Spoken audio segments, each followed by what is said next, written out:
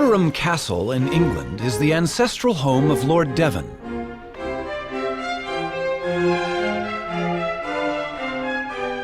It's also the home of Timothy, a rather venerable tortoise.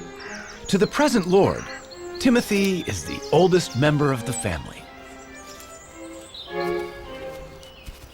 Timothy first came into our family in 1892, and he previously belonged to Captain Rutherford, who was a sea captain, and undoubtedly he was on board ship for quite a long time. And this has given rise to a number of myths about Timothy's beginnings, that he belonged to pirates and all this sort of thing, which aren't strictly true.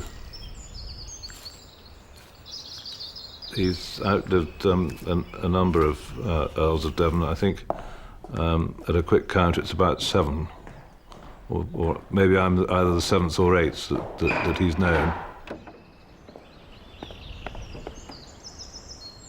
The suggestion is that Timothy is at least 162 years old. I think he mostly lives on sort of clovers and things, but his favourite really is strawberries. Now, my son, what about that? He's been known to make a mistake when he is wanting a strawberry, and we once had a lady with painted red toenails, and she got rather a sharp nip on the toenail.